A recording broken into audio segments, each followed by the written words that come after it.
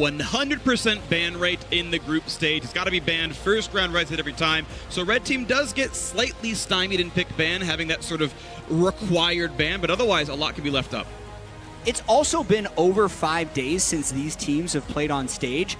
They're likely not scrimming against each other. They've been scrimming against the other groups. So I expect different picks coming out this round robin than we did in the first. What's more, this was the very first game these teams played at Worlds. This one and the one tomorrow were the first games these teams played. So there is a week and a half of learning to prep, re-prep, champ select, watch over the VOD, and see what else everyone else is doing to show us a different game here. And that's always can be a bait. We've seen in previous Worlds that if you come in and you play an off-meta pick, you don't have the exact read, maybe you have a certain scrim group that's going one way. I mean, Kale seems to be that pick this Worlds, but it can blow up in your face. And the LPL teams are real famous for having these really terrible reads on the meta. So I hope that this isn't one of those times. Well, early Gragas comes through, definitely has been a premier jungler here at Worlds so far. The Jace rookie had a phenomenal set of Jace games last week. Yeah, one of the only teams in the world that still has that Jace as a legitimate flex pick, being able to pick it up in the mid and top lane. I think that rookie on Jace also is incredibly aggressive, however, can look to punish it, so I already like the jungle pick here for Alex. See whether he can catch rookie off guard, because he has been very aggressive. And the Gragas is something that IG used to get most of their mid-game initiations the first time they played.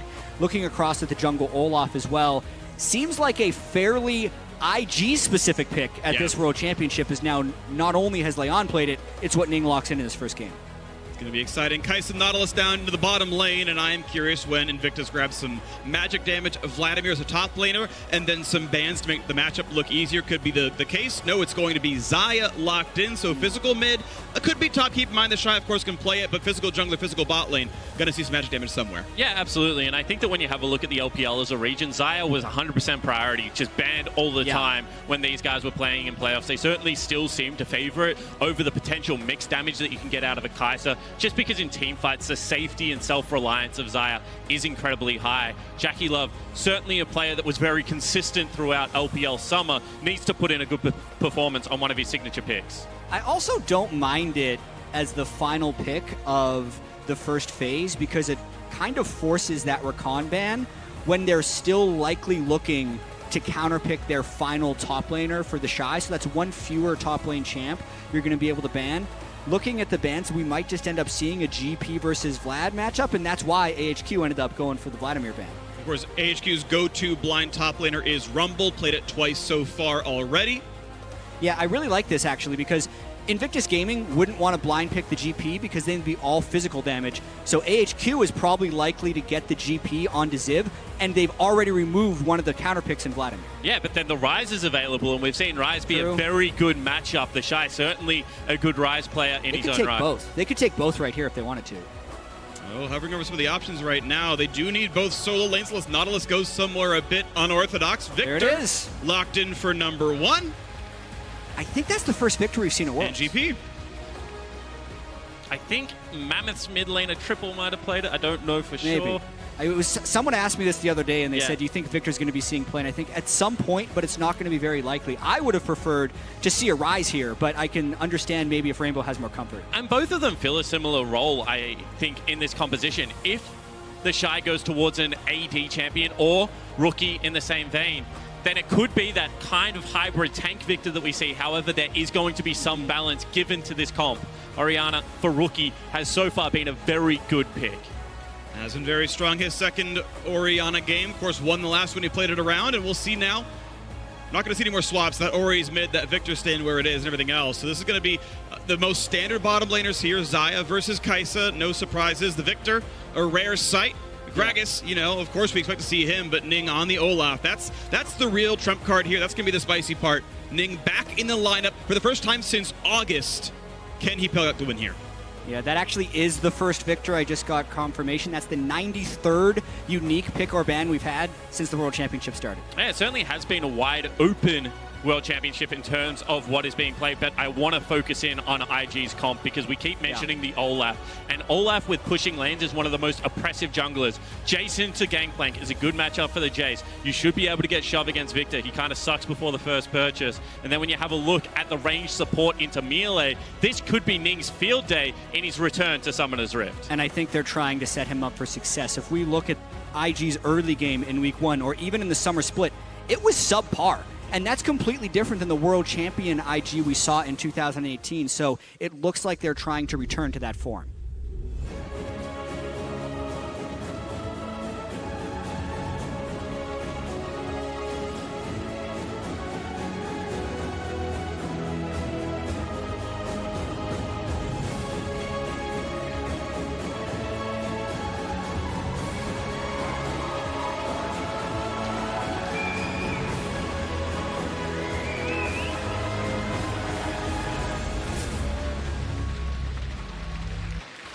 Welcome to Summoner's Rift. Tournament lives are on the line. AHQ, the last remaining squad from the LMS, up against elimination. 0-4 is not a start that can make it to the quarterfinals anymore. They must pick up this win.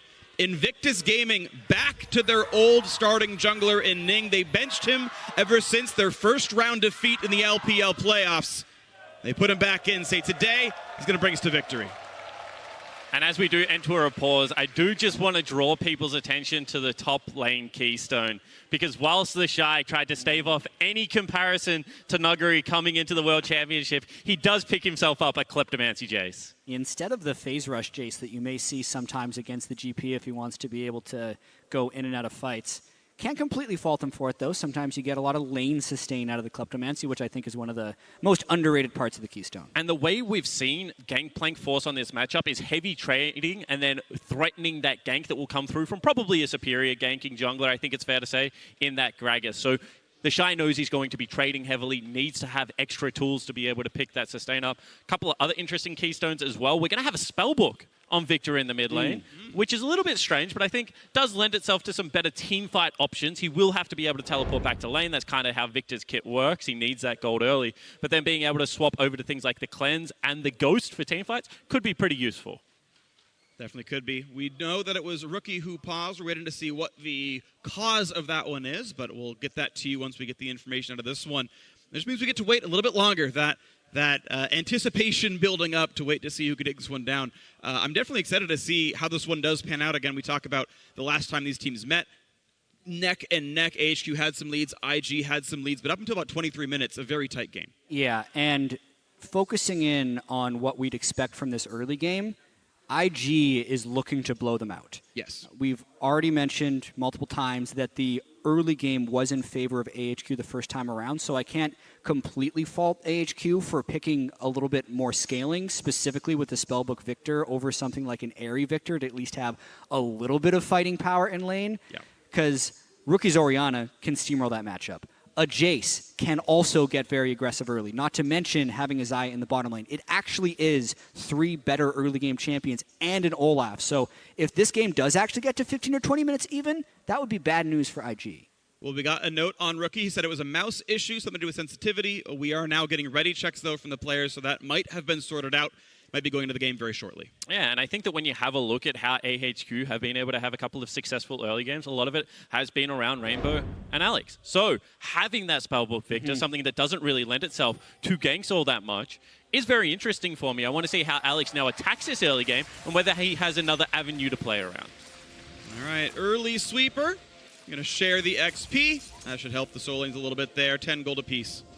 Not only that, you just get level 2 off the first wave, which seems to be a pretty big deal for mid laners. I know that they yell at each other in scrims to try and get that one over as quickly as possible. So I think that that's interesting, because what I've seen from Rookie that makes me think he's back in form is his ability to leave lane if he doesn't feel like he can get that solo kill. And we saw it against TL when he was playing this Orianna into Jensen's Akali. His ability to shove, roam, impact bottom lane on something as simple as the Orianna was certainly a very key fact in that victory.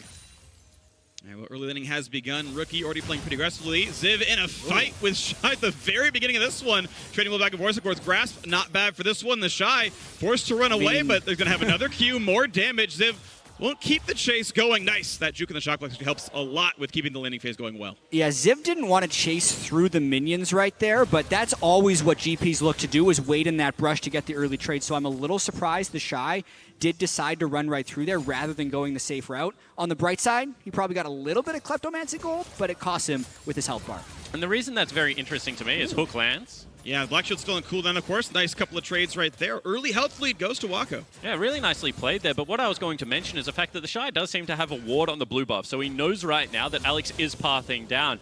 That makes me think that playing as aggressively as Ziv was, burning through potions, isn't necessarily great unless he can get that wave into turret, because could open him up to Ning's ganks on this first clear. And I'm going to be tracking how Ning synergizes with his solo lanes, because one of the big reasons it was rumored that Ning wasn't playing anymore is just his synergy with either Rookie or the Shy, and how out of sync the team ended up being. All the lanes wanted to play aggressive all the time, but Ning also wanted to get his too, and it just didn't work, which is potentially why getting in a 17-year-old jungler like Leon was beneficial to the team, because they could kind of dictate where he paths. Ning's not that type of player usually, so I want to see if he ends up actually camping for the Shy, for instance, in this game. Well, turbo clear right now for the Olaf. 4 camps in, doing Krug. Sorry, 5 camps in. Krug's number 6.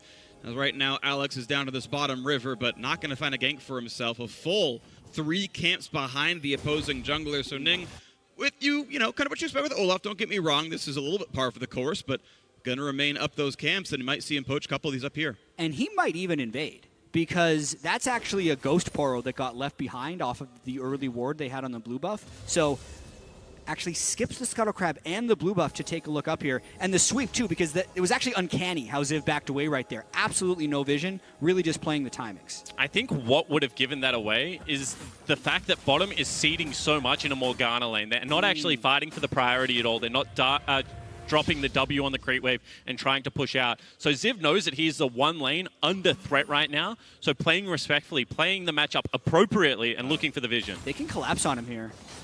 He hits the... Oh.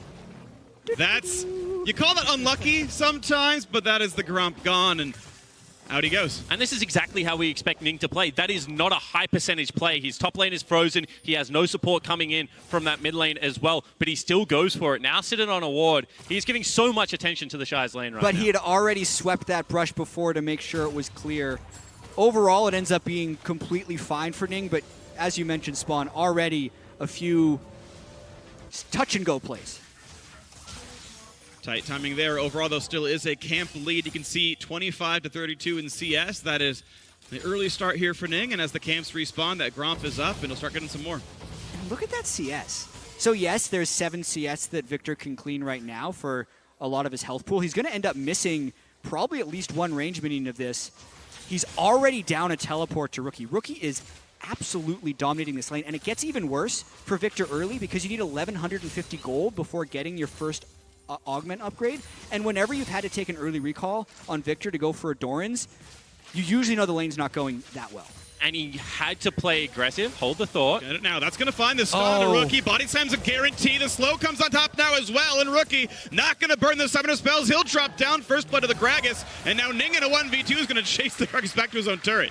Well, that was definitely a caster curse, if I've ever had one. Rookie trying to dominate the lane. I've been there where you try and heal out of the gravity field for the move speed, but miscalculating the stun duration by a fraction. If Rookie flashes early, he's probably away, but he thought the heal would be enough to get out of the gravity field. And a lot of the focus is going to be on the jungler in this matchup, just because this is Ning's return. And I feel like this is Ning's bad on not shadowing the lane hard enough. That freeze was set up so obviously from Rainbow.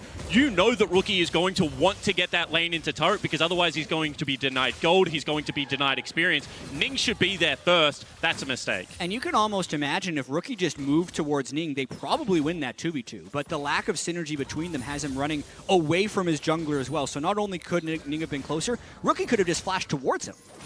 Yeah, or even hug the right side of the lane. All those would have been options. And either way, we look back at the state of this game in the bottom lane, then it's about equal in CS. More for Jackulov to pick up, and farm going pretty close to equal. And as the wards get cleared out, Ning, and it's so frustrating. Yeah, I'll just fight it. Running from an Ocean Drake really sucks because it slows you. It's the one Drake that does that, but it's Olaf. You can solo that forever.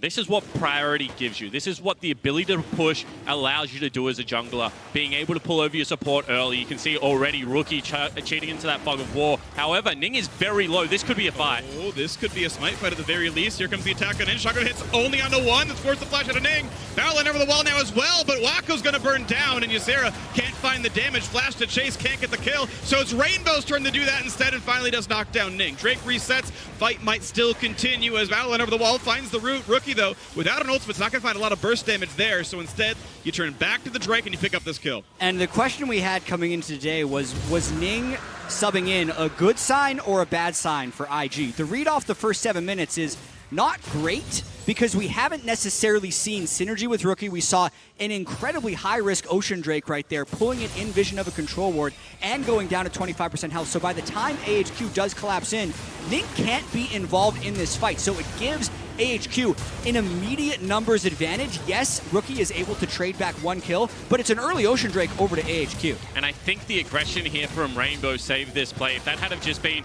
1 kill for an Ocean Drake, you can argue worthwhile because of how much work they were getting done, denying experience bottom lane, mid lane, and the continued shove on the top side of the map. But because now this Victor has been able to get that injection of gold, his laning phase should look much healthier now. I think that is a positive play for the AHQ lineup. Other side of the map, though, we just looked at top lane. Invictus Gaming up in gold despite being down in kills, and a lot of that is 16 CS with Kleptomancy for the Shy. Just knocked down a turret plate as well. You can see richest man in the game without being involved in any kills, but he is just pushing Ziv around. And he needs to wait for Ning now. You already see he takes a very proactive trade. Everyone is rotating into this top side of the jungle. They should be able to deny this wave all the experience. Ziv's still sticking around. This is very strange.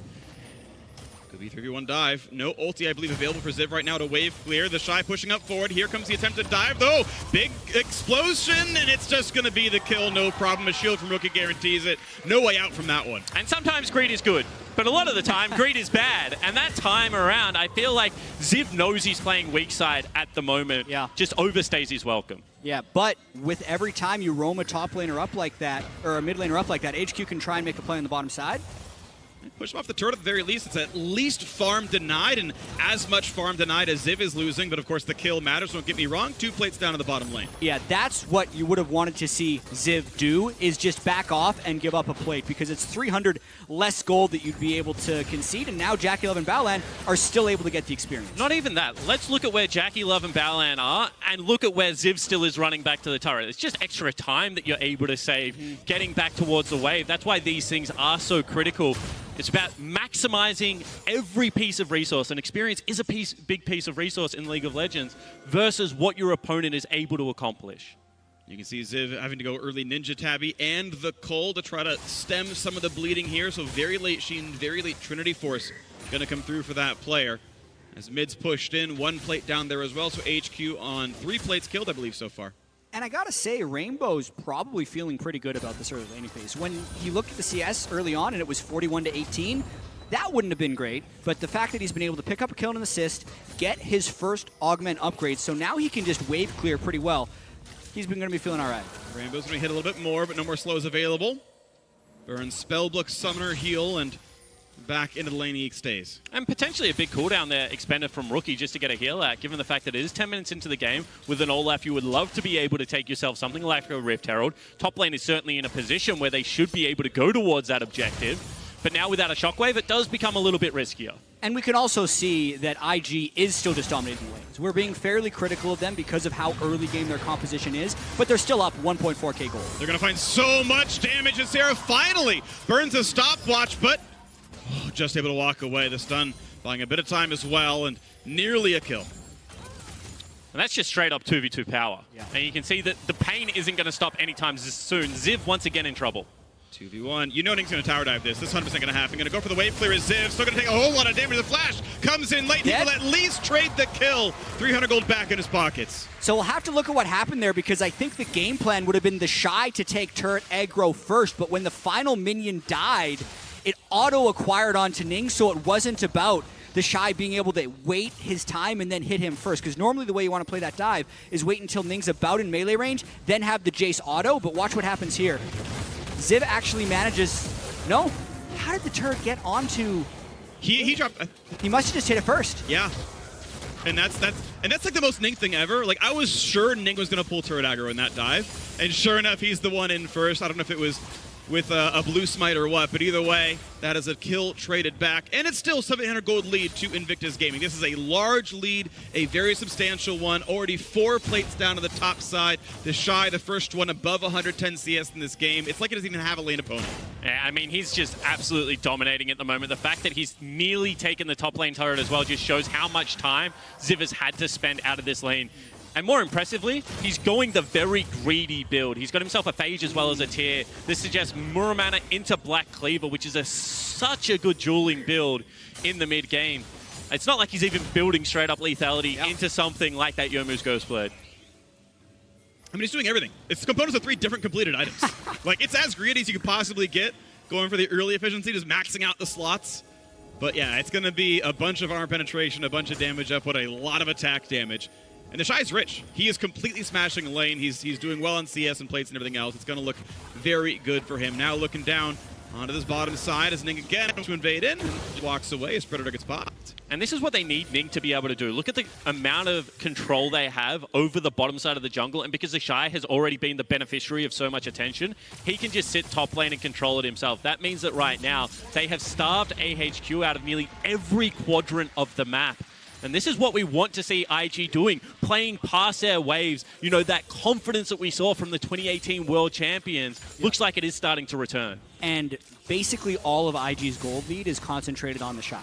He's 2.4 thousand gold up on Ziv in this game. It has been 2 ganks, maybe 3 sent up towards that top lane, but most of it has just been through his dominating play. Now he's taking over that entire top quadrant of the map. And what a better player to have a lead on than the Shy. This is a guy that pushes everything to the nth degree. Can it explode into his face at times? However, you can see right now playing on that edge, zoning away topside jungle and allowing his team to pick up a Rift Herald. And it won't be summoned in time for extra plate money, but can still knock down the second turret of the game as Ziv just does his best to wave clear under his tier 2 turret already. And I still think that Herald will be big in this game because the one thing about Victor, he's been out of the game for a long time, but his straight line wave clear means taking mid lane turret becomes an absolute pain in the bum as the game progresses. So being able to have that Herald to just drop down mid, try and take that turret, open up the map, free up things like the Baron. We already said this team comp does need to get the game finished relatively early, only going to help that objective. Yeah, I think if IG uses that Rift Herald anywhere but mid, it'll end up being a mistake. The turret is still at about 3/4 health if we think about the mid lane, so Rainbow should be able to still keep it alive unless IG win a fight around a Drake or find a way to rotate multiple people down. And you can already see on the minimap, Jace running down, killing the Scuttle Crab on the way, and then I wouldn't be too surprised if IG group up to try and get that mid turret. And Ziv has ult but no TP to join the fight, so if IG does pull the trigger and attack this bottom river, grab this Cloud Drake, there's not going to be a full answer for the opposing top laner. So I want to see how AHQ now try and problem solve this stage of the game because we've already mentioned they do scale quite well. They are looking for those mid-game team fights. So how do you cede as little control as possible, not lose these mid and bottom lane turrets? You know, you can give away an Ocean Drake. It's not ideal, but it would be acceptable. Instead, they're going to look to continue to try and force. With no TP on Ziv, they'd be looking to take this fast because if IG actually make it in there, they'd probably win the fight. Got about 6 seconds. They're still walking over. Ning jumps through the wall by himself, gets a black shield. Ults runs away, but his health bar is very low. Loses the flash down to this one. The shot go for the burst. It's going to be smited though, and AHQ managed to grab that one. No that casualties. Was one of those greedy plays that ended up being good for AHQ because starting up a Cloud Drake while your top laner is top lane without TP, massively risky, but IG didn't necessarily have the coordination or the timing to be able to get there. They caught Rookie in the Shy during a reset. Ning wanted to go in, but his solo laners weren't there, and he ends up going anyway and having to flash out. And I think that if people were wondering if the time on the bench taught Ning anything, that play right there allayed any doubts. He's still exactly the same player, willing to go over the wall, blind off just a connected bind, has to burn his flash to get back out, but still that raw aggression that we love to see. Cloud Drake's definitely plenty good, running away from things like Orianna Balls and Olaf's pretty useful. Shockless comes in, still smited away. Alex grabs that, but now Ziv has to be careful. Not an easy way out. Shockwaved in, flashes, explosive cast, but he's burning, and a blue spike claims that kill. Invictus Gaming on their 4th kill of the game. And another just invade into this topside jungle. You can see what those early game turret dives gave to the IG lineup. They have complete control over this side of the map. And we'll have to just continue to track where the Shy goes and if AHQ can stop that. still waiting for Ning to find the window to use that Rift Herald. Now would be a decent time, but again, IG's not necessarily seeming like they're that much of a team right now. It's like a bunch of lanes playing, and then they happen to have an Olaf.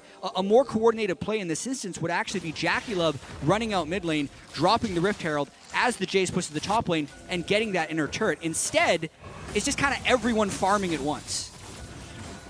But at the very least, they are farming really well. 61 CS and they're still winning. Side. Yeah. I mean, I understand your point. Yeah, IG looking very good, at least as far as the individual mechanics are concerned. Second turret goes down, all in the Shy's lane. Herald comes back up as well. Inhibitor might be cracked sub 18 minutes. And this was a big brain play. We said it had to be used mid to try and set up for the Baron, but maybe they just try and break the base. Big chunk goes down there. It's going to get stunned up. They're going to try to chunk this one down, but the Shy willing to keep going in for the auto attacks. They're going to knock down that turret as well. Open inhib. 17:35 into the game. Alex here to defend. They're finally recalling the Kaisa, but until he actually comes back, it's just Ziv dying in a dive under the inhibitor. Ning is running. He's trying to get away. Just barely gets out of the Chaos Storm, and a re-engage might just happen. Ysera's at 1/3 HP now as well. In comes Waka, but doesn't have the damage, only on one item. Ysera low again, has to flap his wings and get out. That was the most IG play I've seen.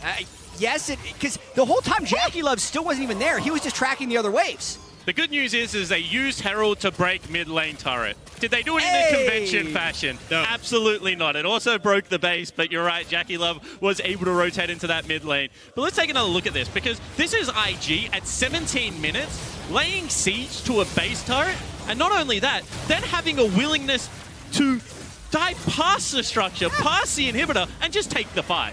Why not go for the inhib? They know it's a flashless GP. Ning sees his window and he just takes it. Rainbow doesn't use his ultimate until after Ziv is already dead, and they just take it. If there's ever a what's your move play, it's this one where you just dive into the inhibitor itself and get kills early on. And I want to call back, because we talked about the last time these teams met and how close that game was. Gold back and forth with the first 23 or so minutes till IG finally broke it open, and it was Rookie having a very solid game. No longer the case here, right? You can see, there's the gold graph. Last time they met, it was close, it was close. There's a bunch of red till 20 minutes, and then, finally Baron comes up and they break it open. And then we look at the live gold difference, and it's just a sea of red. It's just a sea of Invictus Gaming completely clapping. And I don't even think the gold graph tells the entirety of the story, because things like forward presence in this game, counter jungling stats, would all also be off this charts. Obviously, that leads to gold leads, but it has really been a dominating performance from the individuals of IG.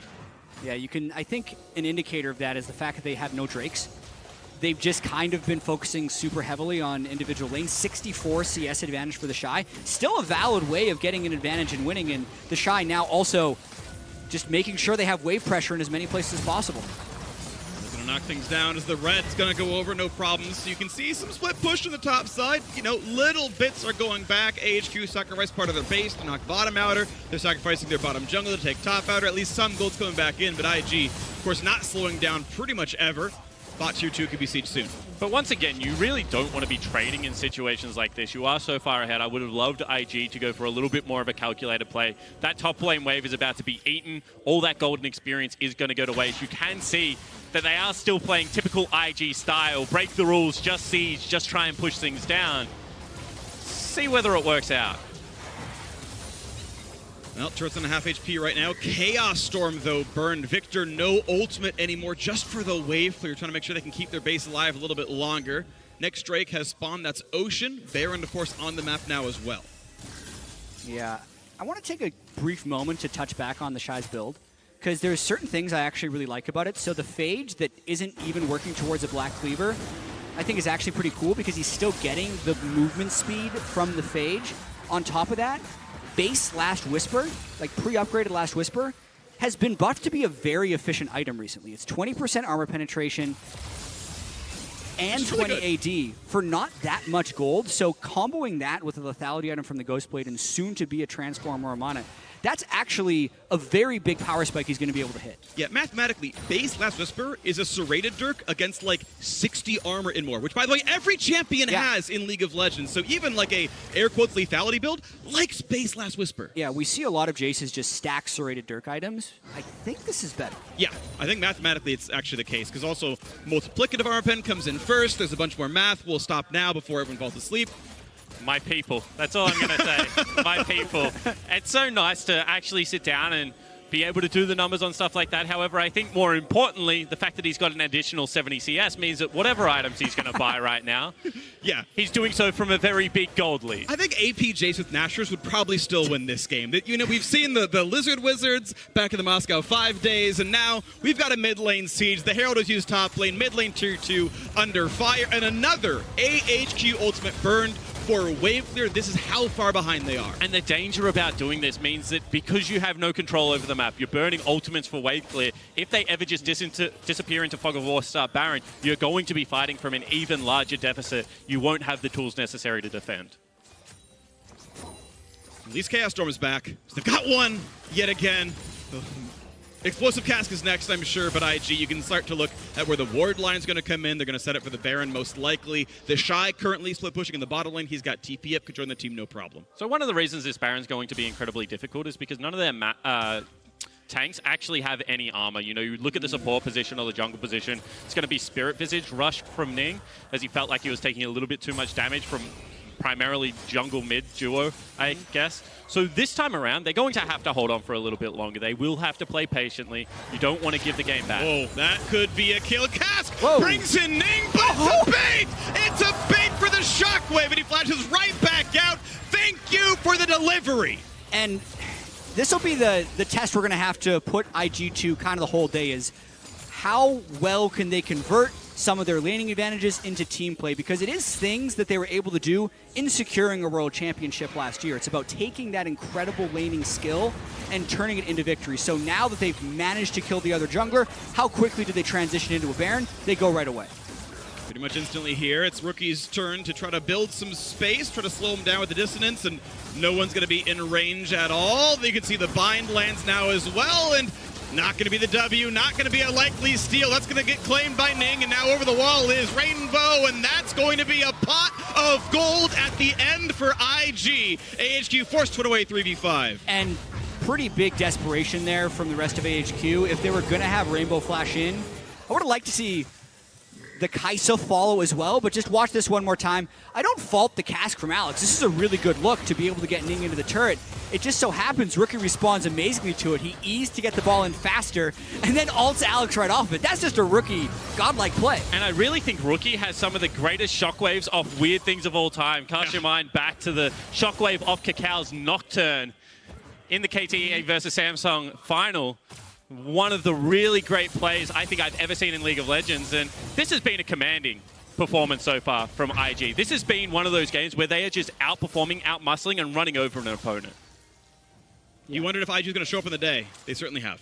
Especially in game one, and that's going to be what all these teams have to do. We know coming into the day it's 2-1, 2-1, 2-1 between IG, Damwon, and TL, and AHQ is looking to play spoiler to any one of those teams. IG got first up. This is a good tune-up for the rest of the day for them. And more than likely, you're going to have to beat the other 2-1 teams to guarantee first. But the easiest way to drop out of the race entirely is by losing to AHQ. This is the trap game. So the fact that IG are playing it a little bit more methodically, while still very aggressive, is a positive sign.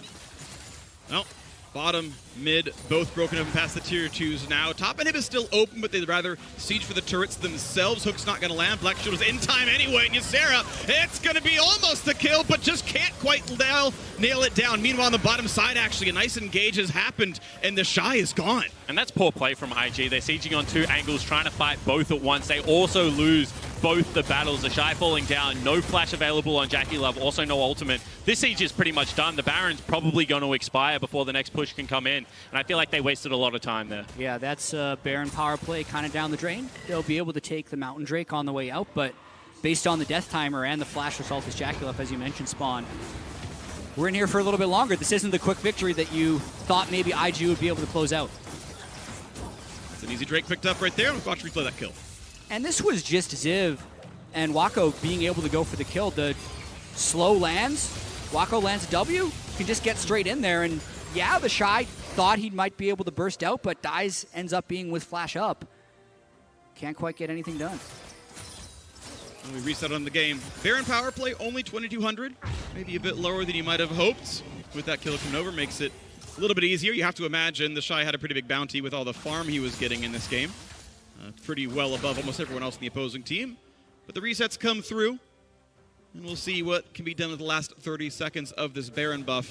7,500 gold lead. IG have incredibly slim odds of losing this game. However, if they are going to lose it, and it is slim odds, as you mentioned, Freak, it is the fact that they are running a tankless comp, and this is a pretty fed Kai'Sa. Kai'Sa's very good at being able to shred through carries as well. She has great mobility and is hard to deal with in teamfights due to the stealth. So if Wako can get one of those fights, and this is what AHQ lent on heavily in their regular season, it is possible because he is still equal with the clock. And you add that to the fact that Victor can wave clear very well. Even with Baron up for the last little bit of that push, they cleared everything but the cannon fairly easily.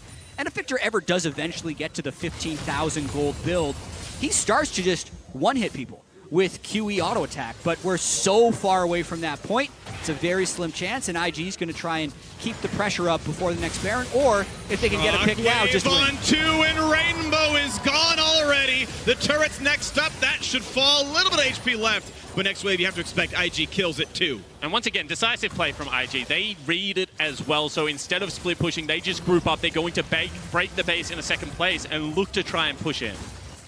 The one person that couldn't die for AHQ gets hit by the Dark Binding and immediately comboed by IG. And now they go onto the bottom lane as well. They've got a Cannon in there to tank it up. Plenty of damage on towards Ziv. Cannon still alive. Ulti burned for, again, the wave clear, and just barely that stays alive. Ning, a bit by himself, does have ulti. No hard CC onto him, so he's going to finally walk away.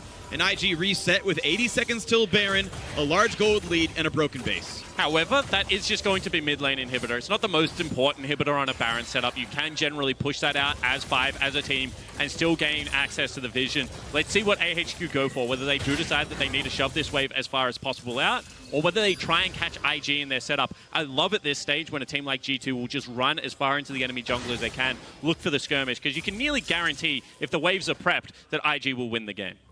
And I think, though, at this situation, since AHQ used Victor and GP Ultimate in base, they can't make that play right now. It would be a nice idea, but it gives IG a little bit of time to properly set up this Baron.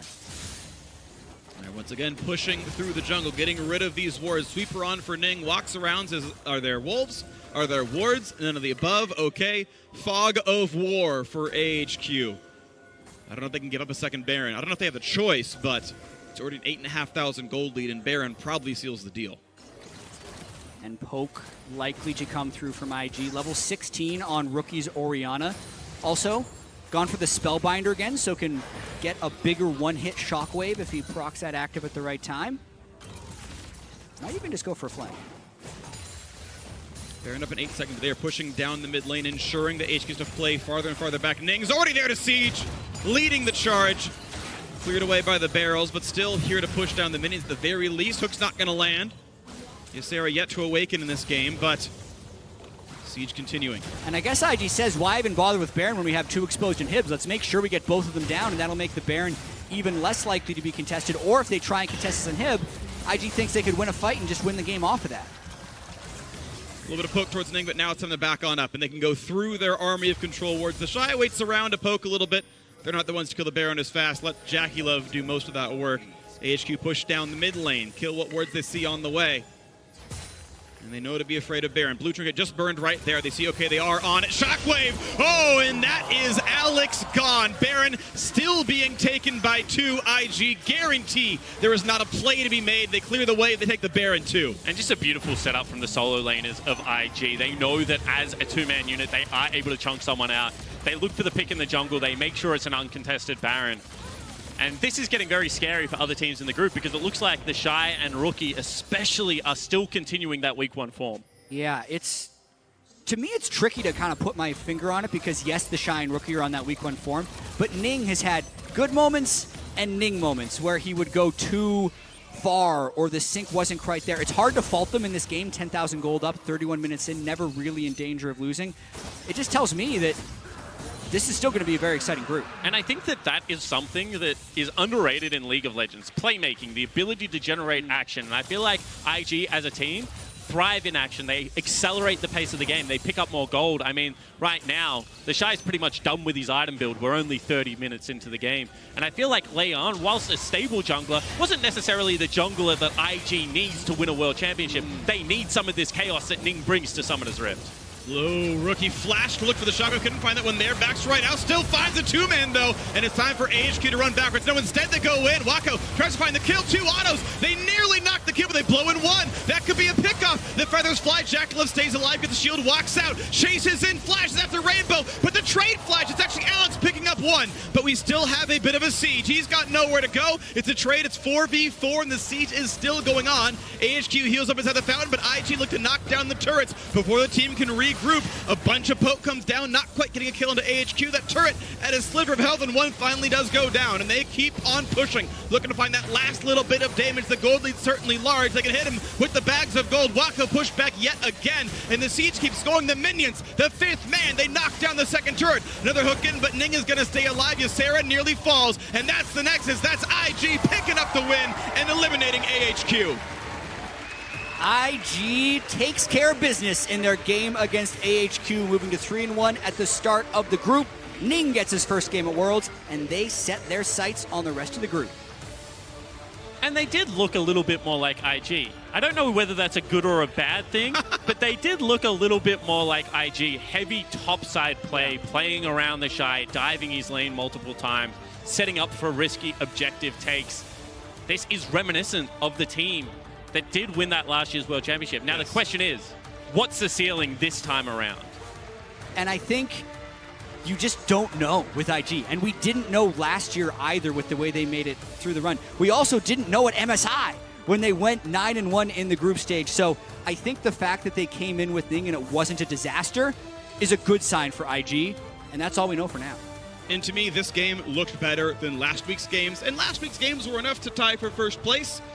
With a domination like this, with the Shy completely clapping Ziv, with Ning willing to trade his life for a kill so that the turret could be solo pushed some more. That's all part of that puzzle. That's all part of that